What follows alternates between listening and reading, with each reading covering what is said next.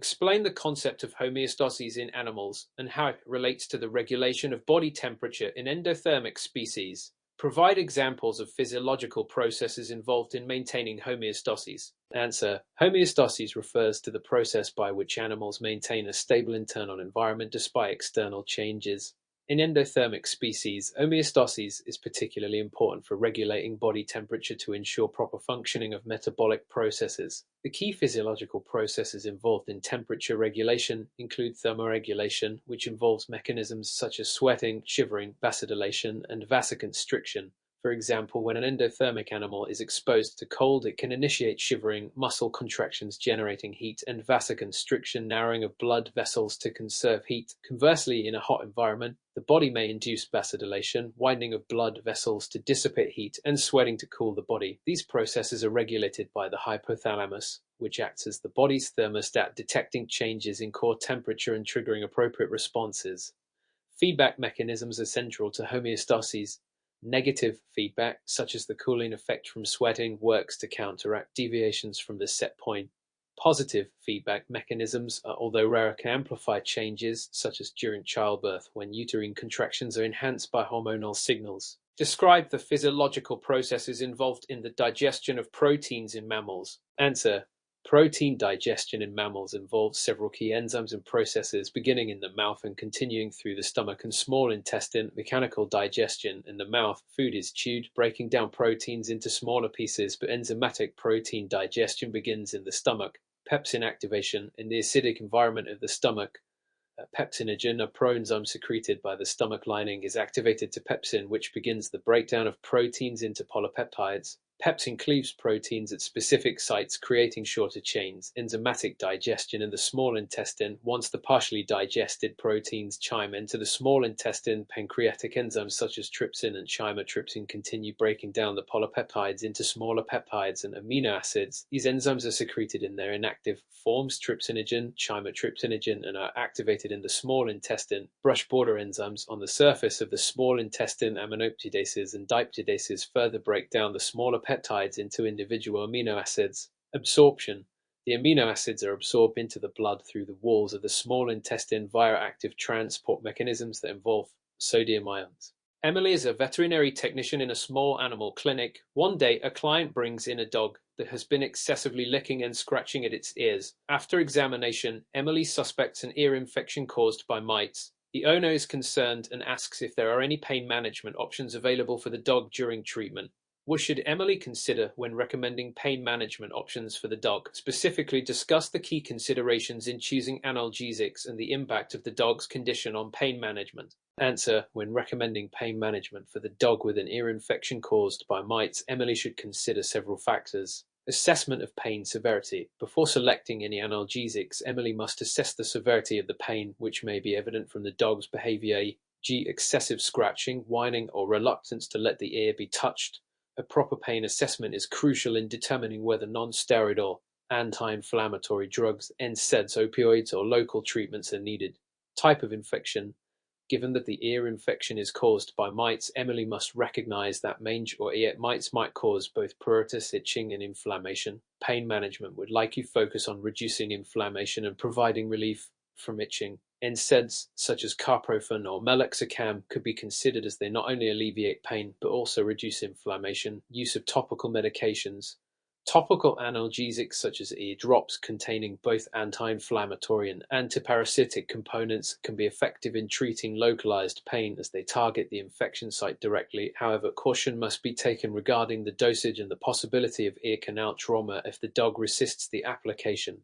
Underlying health conditions: any existing health problems, e.g., kidney issues, GI sensitivity, must be considered when selecting analgesics. Some NSAIDs may cause gastrointestinal upset or affect kidney function, so Emily must opt for drugs that are safe for the dog's condition. Veterinary guidelines: Emily should adhere to veterinary pain management guidelines, ensuring that she selects drugs and doses appropriate for the dog's species, weight, and health status. The AVMA guidelines on pain management suggest using a multimodal approach, including pharmacological treatments as well as environmental modifications to reduce stress. Non-pharmacological options: Emily could also explore additional options like ear cleaning procedures, which could help alleviate discomfort associated with debris in the ear.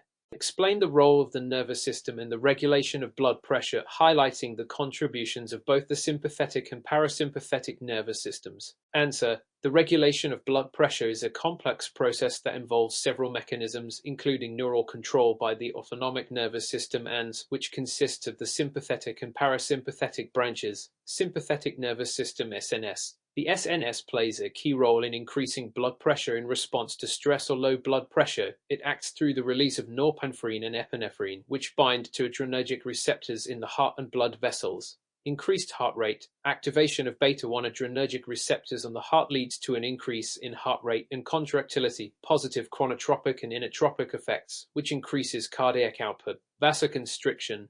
Activation of alpha-1 adrenergic receptors in the smooth muscles of blood vessels causes vasoconstriction, thereby increasing systemic vascular resistance and raising blood pressure.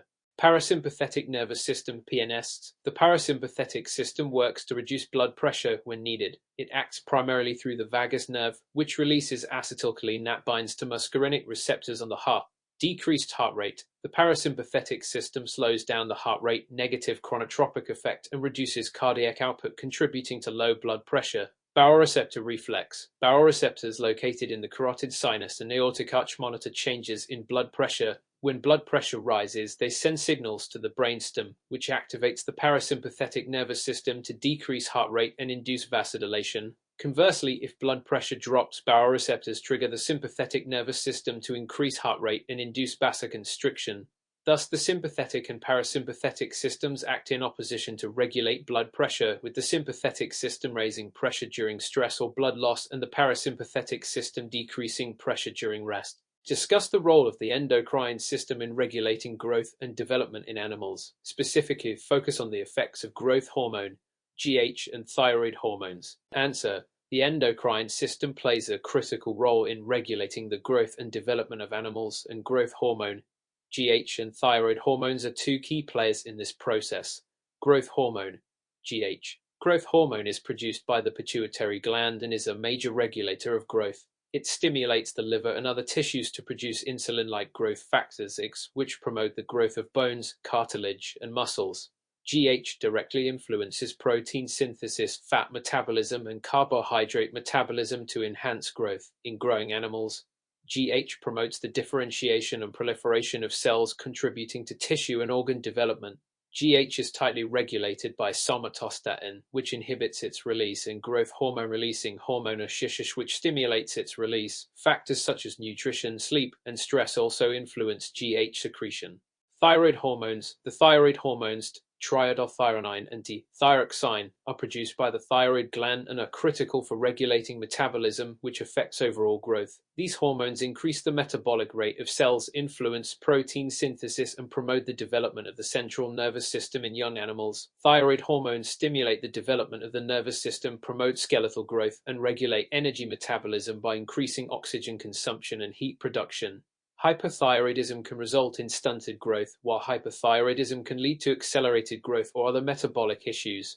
The proper balance of GH and thyroid hormones is essential for normal growth and development, and any imbalance can result in growth disorders or metabolic diseases. Describe the concept of operant conditioning in animal behavior and provide an example of how this can be applied in a veterinary setting. Answer: operant conditioning, also known as instrumental conditioning, is a type of learning where an animal's behavior is modified by its consequences, either reinforcing or punishing the behavior. Developed by B.F. Skinner, operant conditioning relies on the use of rewards, positive reinforcement, or punishments, negative reinforcement, to increase or decrease specific behaviors. Positive reinforcement. This occurs when a behavior is followed by a desirable stimulus, such as food, praise, or a toy. This encourages the animal to repeat the behavior. For example, a veterinary technician might use positive reinforcement by giving a treat to a dog after it successfully performs a behavior like sitting on command during a medical exam.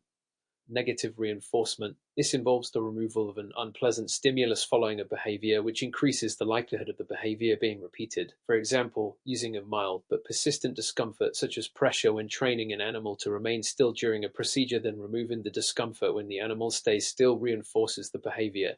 Punishment. This involves the introduction of an unpleasant stimulus following a behavior, which reduces the likelihood of the behavior being repeated.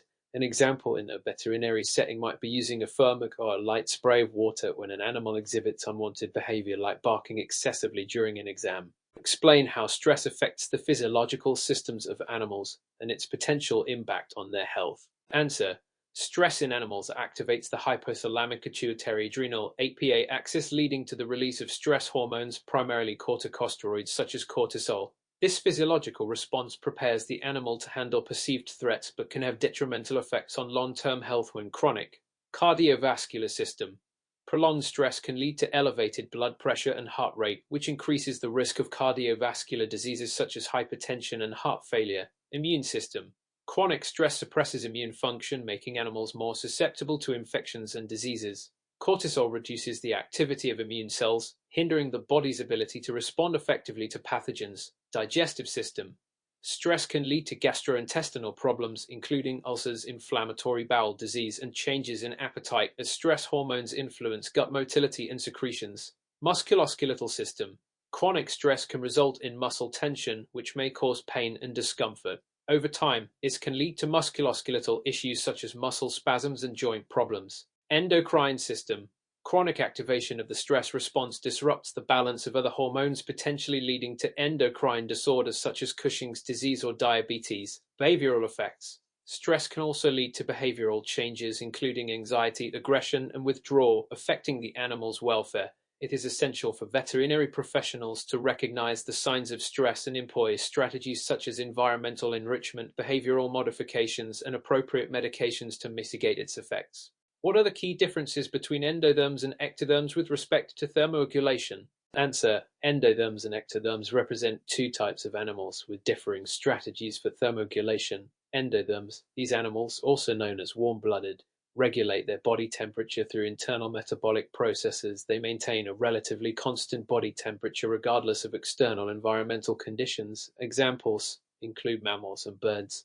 Endotherms have specialized mechanisms such as shivering to generate heat and sweating or panting to cool down. Ectotherms, these animals, also known as cold-blooded, rely on external heat sources to regulate their body temperature. Their body temperature fluctuates with the ambient environment. Examples include reptiles, amphibians, and fish. Ectotherms adjust their behavior, g. basking in the sun or seeking shade, to maintain their optimal temperature range. Endotherms require more energy to maintain their body temperature, while ectotherms are more energy efficient but are more dependent on environmental conditions. Explain how the musculoskeletal system contributes to animal movement, focusing on the role of muscles, bones, and joints in producing coordinated movement. Answer. The musculoskeletal system enables animal movement through a coordinated interaction between muscles, bones, and joints. Muscles contract to generate force.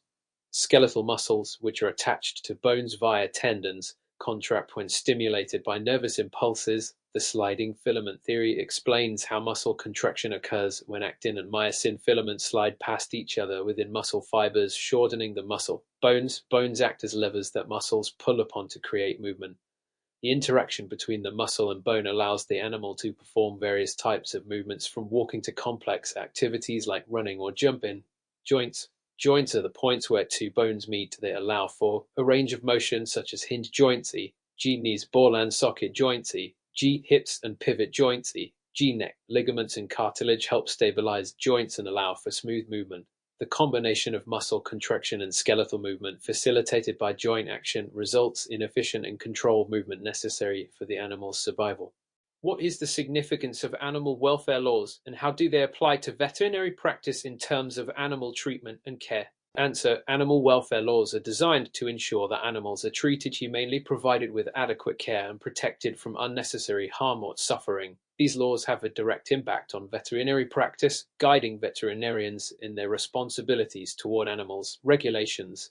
Veterinary professionals must comply with local, national, and international animal welfare regulations, such as the Animal Welfare Act in the United States, which mandates standards for housing, feeding, and veterinary care for animals. Ethical considerations. Veterinarians are required to uphold ethical principles such as minimizing pain and distress during medical procedures.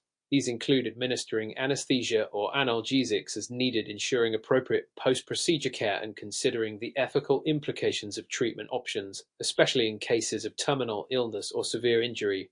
Regulation of animal research. In cases involving animal research, or testing, welfare laws ensure that animals are not subjected to unnecessary procedures and that alternatives are considered when possible. This is aligned with the 3RS principles: replacement, reduction, and refinement. What are the key components of veterinary medical terminology, and how do prefixes, suffixes, and roots contribute to the understanding of terms? Answer: veterinary medical terminology is built from combining prefixes, suffixes, and roots. Understanding how to break down and analyze these components is essential for accurate interpretation and communication in the field of veterinary science.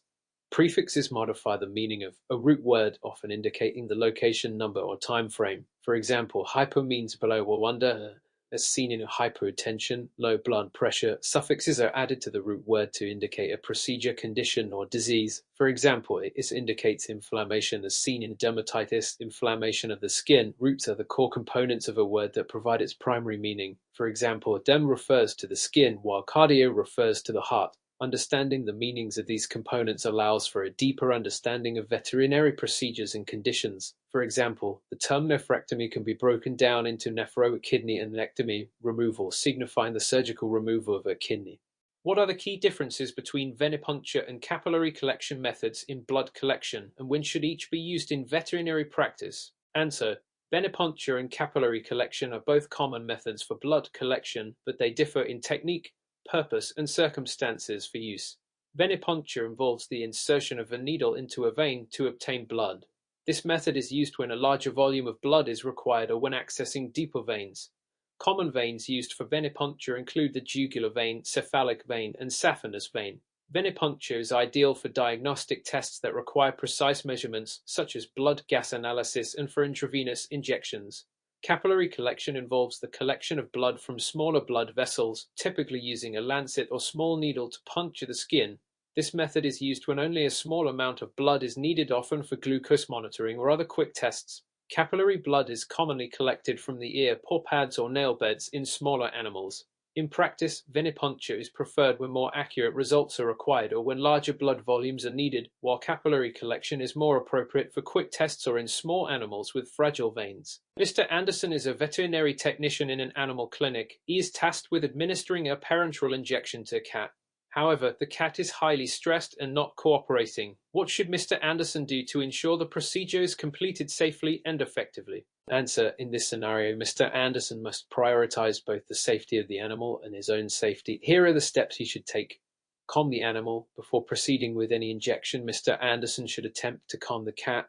This can involve talking to the cat in a soothing voice, using a towel or blanket to gently wrap the cat, and creating a calm environment to reduce stress. Stress reduction techniques are vital, as a stressed animal may move suddenly, increasing the risk of injury. Restrain the cat properly. Once the cat is calm, Mr. Anderson should ensure proper restraint, either by holding the animal gently but firmly or using a cat restraint bag. Proper restraint prevents sudden movements which can lead to needle injury or missed injections. Choose an appropriate injection site. For parenteral injections, the common sites for cats are the scruff of the neck or the thigh muscles. Mr. Anderson should ensure the injection site is clean and choose a location where he can comfortably insert the needle. Monitor the animal's response. After administering the injection, he should observe the cat for any immediate adverse reactions, such as swelling or redness at the injection site. Safety precautions. Mr. Anderson should always wear gloves to avoid direct contact with medications and ensure he handles syringes and needles safely to prevent injury.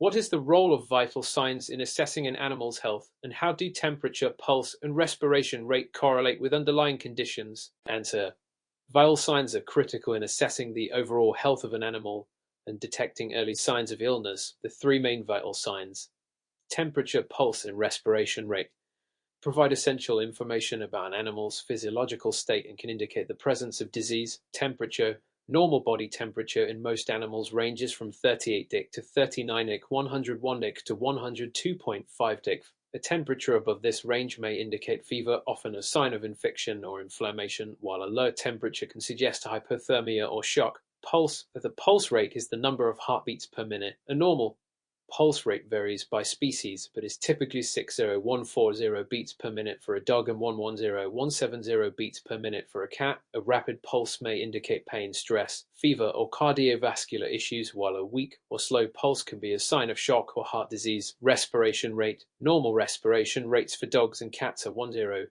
3 breaths per minute at rest. An increased respiration rate may suggest respiratory distress, pain, or metabolic issues, while slow or labored breathing could indicate respiratory failure or severe systemic illness. What are the primary considerations when collecting urine samples from animals, and how do techniques vary depending on the sample required, e.g., clean catch, catheterization, cystocentesis? Answer: urine collection is an essential part of diagnostic testing, and the technique chosen depends on the type of sample required and the animal's condition. Clean catch is the least invasive method and involves collecting urine midstream as the animal urinates naturally. This technique is commonly used for routine urinalysis, but it may be contaminated with external bacteria or debris. Catheterization involves inserting a catheter into the urethra to collect urine directly from the bladder. This technique is used when a clean catch sample is not feasible or a sterile sample is required. It is more invasive than clean catch and requires appropriate skill to avoid injury or infection. Cystocentesis is the most sterile method and involves the use of a needle inserted directly into the bladder to obtain a sample. This technique is preferred when a sterile sample is required for culture and sensitivity testing. It is generally performed under ultrasound guidance to minimize risk. Each method has its indications, and the choice of technique should consider the animal's health, the purpose of the test, and the available resources. Why is proper bandaging and wound care essential in veterinary practice, and what are the main principles that should be followed when performing these tasks? Answer: proper bandaging and wound care are essential for preventing infections, promoting healing, and managing pain. There are several key principles that should be followed when performing these tasks. Sterility: always use sterile materials to prevent infection. Wounds should be cleaned using a disinfectant, and sterile dressings should be applied. Pressure: apply enough pressure to control bleeding, but avoid excessive pressure that can impair circulation. Bandages should be snug, but not so tight as to cause swelling or discomfort. Padding and protection: bandages should be cushioned with padding to protect the wound from external contaminants and further injury.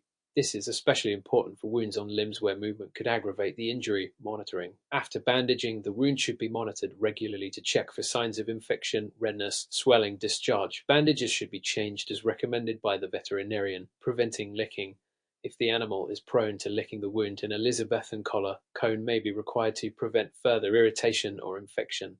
What factors should be considered when administering medications to animals, especially in terms of dosage and route of administration? Answer: administering medications to animals requires careful consideration of various factors to ensure the treatment is both safe and effective. Species and size of the animal: the dosage of medication varies depending on the animal's size, species, and metabolic rate. A smaller animal may require a lower dose than a larger animal even if they have the same condition. Route of administration: the route of administration, oral, parenteral, e.g. injection or topical, affects how the medication is absorbed and distributed throughout the body. For instance, oral medications may have slower absorption, while intravenous injections deliver medication directly into the bloodstream. Condition being treated: some conditions may require specific medication formulations or routes. For example, infections may require systemic antibiotics, which may be more effective when administered parenterally for quicker absorption. Side effects and contraindications: the potential side effects and contraindications of a medication must be carefully considered. Some drugs may interact with other medications or may not be safe for certain animals, e.g. drugs toxic to cats.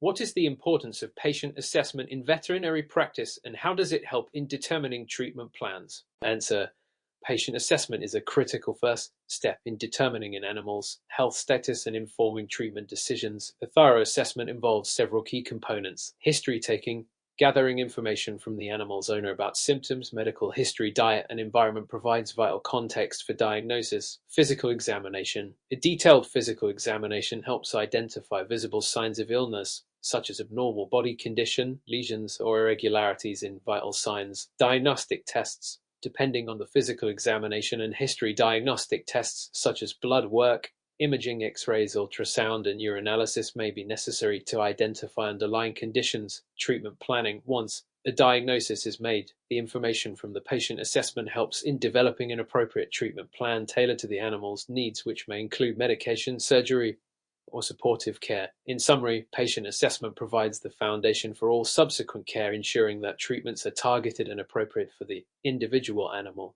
Mrs. Green brings her dog Max to the clinic because he has been vomiting and lethargic. The veterinarian recommends performing a blood collection via venipuncture to assess Max's condition. However, Max is very anxious and Mrs. Green is concerned about how the procedure might affect him. What steps should the veterinary team take to minimize stress and ensure a successful blood collection? Answer: in this scenario, the veterinary team should focus on reducing Max's anxiety and ensuring a smooth blood collection. The following steps can be taken: prepare the environment. Ensure the clinic room is calm and free of loud noises or other animals that may add to Max's stress. Playing soothing music and using a calm voice can help. Restrain gently. Max should be properly restrained in a manner that minimizes his stress. Mrs. Green could be involved in calming Max, such as holding his head gently or talking to him. Use the right technique. The veterinary technician should choose a vein that is easiest to access, such as the cephalic vein, and should be skilled in venipuncture techniques to reduce the risk of multiple attempts, which could increase stress. Comfort Max during recovery. After the procedure, Max should be monitored for any adverse reactions, and Mrs. Green should be reassured that Max's health is being prioritized. By following these steps, the procedure can be completed effectively with minimal stress for Max. How do the principles of aseptic technique apply to performing surgery on animals, and why is it critical to follow these guidelines? Answer: aseptic technique is crucial during surgery to prevent infections and ensure the animal's safety. Key principles include sterile field. All surgical instruments, gloves, and drapes must be sterile. Any break in the sterile field can introduce harmful pathogens into the surgical site, leading to potential infections. Antiseptic preparation. The animal's skin must be cleaned with an antiseptic solution before surgery to minimize the risk of contamination. Proper gloves and gowning. Surgical personnel must wear sterile gloves, gowns, and face shields to avoid contaminating the surgical site. Handling of instruments. Instruments should only be handled by sterile personnel and should not touch non-sterile surfaces. By maintaining a strict aseptic technique, the risk of post-operative infections is minimized, ensuring a better recovery and outcome for the animal. Explain the difference between a drug's agonist and antagonist actions. How do these actions impact the therapeutic and adverse effects when used in veterinary medicine? Answer: an agonist is a substance that binds to a receptor and activates it to produce a biological response. For example, a morphine agonist at opioid receptors will result in pain relief in animals. In contrast, an antagonist binds to a receptor but does not activate it, instead preventing other substances like agonists from binding to the receptor. An example is the use of naloxone as an opioid antagonist to reverse opioid toxicity. The therapeutic effects of agonists include desired outcomes like pain relief or anesthesia, whereas antagonists can be used to counteract overdose or reverse unwanted effects. Adverse effects may occur if the wrong drug, e.g. an agonist, interacts with a receptor or if there is overactivation of the receptor.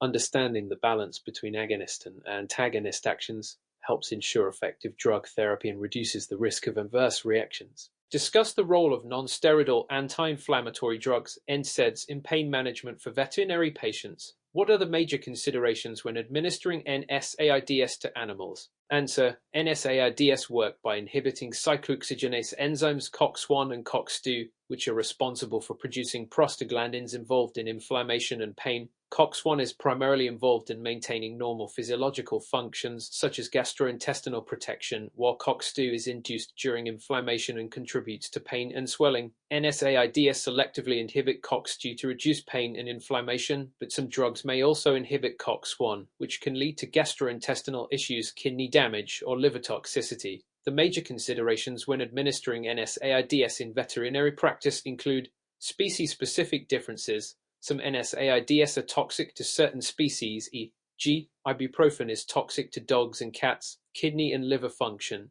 NSAIDs can be nephrotoxic, especially in dehydrated animals or those with pre-existing kidney or liver disease. Dosage and duration. Prolonged use should be avoided unless carefully monitored, as it can lead to adverse side effects like gastrointestinal ulceration. Veterinary professionals must perform a thorough clinical evaluation before using NSAIDs and monitor the animal for any adverse effects during treatment. Mr. Thompson is preparing a dog for a routine neuter surgery. He notices that the dog is exhibiting signs of anxiety and mild pain, including panting and trembling, but the anesthesia protocol has not yet been administered. What steps should Mr. Thompson take to properly prepare the animal for surgery, ensuring its comfort and minimizing the risk of complications? Answer: Mr. Thompson should first address the dog's anxiety and pain before proceeding with the anesthesia. Here are the appropriate steps. Pre-surgical analgesia. Administer preemptive analgesics such as an opioid, e.g. morphine, or a non-steroidal Anti-inflammatory drug NSAID, G-carprofen if appropriate for the patient. This will help manage pain and reduce stress. Anxiolytics, consider the use of sedatives or anxiolytics, G-acetpromazine or benzodiazepines like diazepam to calm the dog before induction of anesthesia. Monitoring vital signs. Ensure the dog is appropriately monitored for signs of distress and adjust pre-surgical medications as needed. Environmental considerations. Ensure the surgery room is calm, quiet, and well prepared. Reducing environmental stressors, proper temperature control, and a clean surgical field are also essential. Pre-anesthetic blood work. If the dog is older or has any medical conditions, check for underlying issues that could affect anesthesia. Kidney or liver function. Addressing the dog's pain and anxiety before anesthesia ensures better patient outcomes, smoother induction, and minimizes potential complications during surgery. What is the role of corticosteroids in veterinary medicine, and what are the potential risks associated with their long-term use? Answer: corticosteroids such as prednisone or dexamethasone are commonly used in veterinary medicine for their potent anti-inflammatory and immunosuppressive effects. They are indicated for conditions such as allergies, autoimmune diseases, and inflammatory conditions like arthritis or asthma. However, long-term use of corticosteroids comes with several risks. Gastrointestinal issues. Prolonged use can lead to ulcers or gastrointestinal bleeding due to the inhibition of protective prostaglandins in the GI tract. Endocrine effects. Chronic use can lead to the suppression of the hypothalamic-pituitary-adrenal (HEA) axis, resulting in adrenal insufficiency. Sudden cessation of corticosteroid therapy can lead to a condition called Addison's disease, immunosuppression. Long-term corticosteroid use suppresses immune function, making the animal more susceptible to infections. Weight gain and diabetes. Corticosteroids can increase appetite and promote weight gain, and long-term use may also predispose animals to diabetes. What is the importance of proper sterilization and aseptic technique in surgical procedures, and what are the most common methods for sterilizing surgical instruments in veterinary practice? Answer: sterilization and aseptic techniques are critical to preventing surgical site infections, which can lead to complications like delayed healing, wound infections, or systemic infections. Maintaining sterility in the surgical field ensures that no pathogens are introduced into the body during the procedure. The most common methods for sterilizing surgical instruments in veterinary practice include autoclaving. This is the most reliable and widely used method, where instruments are subjected to high-pressure steam at 120 undic to 134 dic for a set period, usually 1530 minutes. This kills all forms of microbial life, including spores. Ethylene oxide gas. Used for heat-sensitive instruments, this method sterilizes by exposing instruments to gas under controlled conditions, effectively killing microorganisms. Cold sterilization involves soaking instruments in disinfectant solutions like glutaraldehyde or hydrogen peroxide. This is used for instruments that cannot withstand heat but is less effective than autoclaving. Aseptic technique also includes practices such as wearing sterile gloves, maintaining sterile drapes, and preparing the surgical area with antiseptic solutions, e.g. iodine-based or chlorhexidine solutions, to reduce contamination. Explain the key considerations in post-operative monitoring of an animal following a major surgical procedure. How can complications such as hypothermia, hypovolemia, and infection be prevented? Answer: post-operative monitoring is essential to identify and address complications early, ensuring a smooth recovery for the animal. Key considerations include vital sign monitoring. Continuously monitor heart rate, respiratory rate, temperature, and blood pressure. Any deviation from normal parameters can indicate complications. Pain management. Administer appropriate analgesia, including opioids or NSAIDs, to manage pain and prevent stress responses. Pain control also aids in the healing process. Temperature regulation. Hypothermia is common after surgery due to the use of anesthesia and exposure to a cold environment. Use warming blankets or heated IV fluids to maintain normal body temperature. Fluid therapy. Hypovolemia can occur due to blood loss or dehydration. IV fluids should be administered to maintain hydration and support circulatory volume. Infection prevention. Administer prophylactic antibiotics as indicated and monitor for signs of infection at the surgical site, e.g. swelling, discharge. Keep the surgical area clean and dry and observe for any signs of fever or discomfort. Describe the best practices for handling surgical instruments during a procedure to prevent contamination and ensure patient safety. Answer: to prevent contamination and maintain patient safety, it is crucial to handle surgical instruments with care. Sterile technique. Always use sterile gloves and ensure that all instruments are sterile before use. If any instrument touches a non-sterile surface, it must be considered contaminated and discarded or re-sterilized. Instrument maintenance. After use, Clean instruments immediately to prevent the buildup of debris or blood, which can compromise sterilization. Proper storage. Store instruments in a sterile container or in a dry, clean environment until needed for the next procedure. Avoid touching sterile instruments with non-sterile hands. Handling during surgery. Instruments should only be passed between sterile field personnel, e.g., the surgeon and scrub nurse. Instruments should be held by the non-working end whenever possible to avoid contamination. Discuss the various stages of anesthesia in veterinary patients and the key parameters that should be monitored at each stage. Answer: the stages of anesthesia are as follows. Induction. This is the process of transitioning the animal from a conscious to an unconscious state, usually achieved with injectable agents, e.g., propofol or thiopental. Key monitoring parameters include heart rate, respiratory rate, and oxygen saturation. Maintenance. In this stage, anesthesia is sustained using inhalant anesthetics, e.g., isoflurane. The animal should be continuously monitored for vital signs. Depth of anesthesia, e.g., jaw tone, pupil response, and oxygenation. Recovery. The animal is gradually brought out of anesthesia. During this stage, the focus should be on ensuring the animal regains consciousness without complications like hypoventilation or hypothermia. Monitoring includes respiratory rate, response to stimuli, and temperature. Monitoring the animal throughout all stages of anesthesia ensures safety and the early detection of any problems. What is the role of pharmacovigilance in veterinary medicine, and how should adverse drug reactions be managed and reported? Answer: pharmacovigilance in veterinary medicine is the science of detecting, assessing, and preventing adverse drug reactions to ensure drug safety. DRS can range from mild side effects to severe life-threatening reactions, and they may involve toxicity, allergic responses, or idiosyncratic reactions. Management and reporting of a DRS involve immediate action. Discontinue the drug if an ADR occurs and provide appropriate medical treatment to address the reaction, e.g., antihistamines for allergic reactions, fluids for toxicity. Documentation. Detailed records of the ADR, including the drug name, dose administration route, and clinical symptoms should be maintained. Reporting. A DRS should be reported to the relevant veterinary pharmacovigilance systems, such as the Veterinary Medicines Directorate (VMD) or equivalent regulatory bodies, to help monitor drug safety and improve future prescribing practices. By systematically monitoring and reporting, us veterinarians contribute to the safe use of veterinary medications. How does the anatomy of the digestive system in ruminants differ from that of non-ruminant herbivores, and how do these differences influence their dietary requirements? Answer: ruminants, such as cows and sheep, have a complex, four-chambered stomach consisting of the rumen, reticulum ammosum, and a bomasum. The rumen serves as a fermentation chamber where microorganisms break down cellulose and other complex carbohydrates into simpler compounds like volatile fatty acids, which are used as energy. In contrast, non-ruminant herbivores, such as horses, have a simple single-chambered stomach and rely on fermentation in the cecum and colon to break down fiber. These anatomical differences influence dietary requirements in the following ways. Ruminants require a diet high in fibrous material, e.g., hay or grass, to sustain fermentation in the rumen. They also need sufficient protein and minerals to support microbial activity. Non-ruminant herbivores also require high fiber but may not need as high levels of protein and can consume more concentrated forms of energy, such as grains, because their fermentation occurs in the cecum, which is less efficient than the rumen in fiber digestion.